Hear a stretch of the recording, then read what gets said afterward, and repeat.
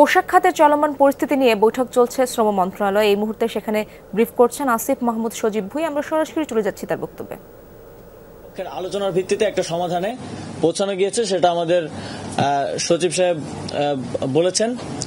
আমরা বিশ্বাস করি যে এই দাবিগুলোর সমাধানের দিকে আমরা আগাবো। যেগুলো শর্ট টার্ম সলিউশন সম্ভব সেগুলো সলিউশন ইমিডিয়েটলি করে দেওয়া হয়েছে আজকে, এবং যেগুলো আসলে ত্রিপক্ষীয় বৈঠকের মাধ্যমে সমাধান হবে সেগুলোর বিষয়ে শ্রমিক নেতৃবৃন্দের সাথে আমাদের আলোচনা চলমান থাকবে।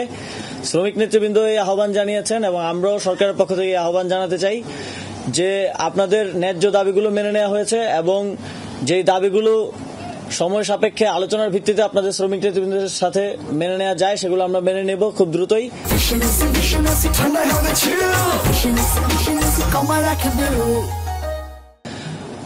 আপনাদের প্রতি আহ্বান থাকবে দেশের শিল্পকে বাঁচানোর জন্য, দেশের সার্বিক আইন শৃঙ্খলা পরিস্থিতির উন্নয়নের জন্য এবং যেই নতুন বাংলাদেশ অনেক রক্তের বিনিময়ে আমরা অর্জন করেছি তাকে সমুন্নত রাখা এবং সামনের দিকে এগিয়ে নেওয়ার জন্য আপনারা স্ব কর্মস্থলে ফিরে যাবেন।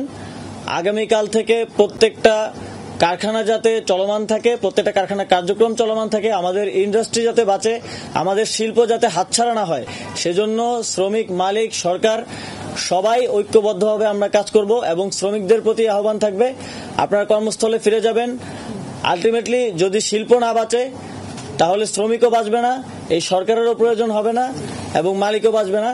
তাই আমাদেরকে শিল্পকে বাঁচাতে হবে, আমাদের ইন্ডাস্ট্রি যাতে আমাদের হাতে থাকে সেটা নিশ্চিত করতে হবে এবং মালিক পক্ষের প্রতি আমার আহ্বান থাকবে যে শ্রমিকের যেই বেতন, যে জায়গায় বকেয়া বেতন আছে খুব দ্রুত পরিশোধ করার জন্য আপনারা ব্যবস্থা নেবেন এবং আগামীকাল থেকে এই দাবিগুলো মেনে নেওয়ার প্রেক্ষিতে যদি কোনো পক্ষ কোনো প্রকার বিশৃঙ্খলা করার চেষ্টা করে, সেটা যদি কোনো মালিক পক্ষ বেতন দেওয়ার ক্ষেত্রে অনাগ্রহ প্রকাশ করে এবং সদিচ্ছার অভাব থাকে এবং শ্রমিক পক্ষের দিক থেকেও যদি বিশৃঙ্খলা করার চেষ্টা করা হয় তাহলে সেটার বিরুদ্ধে আইনানুগ ব্যবস্থা নেওয়া হবে।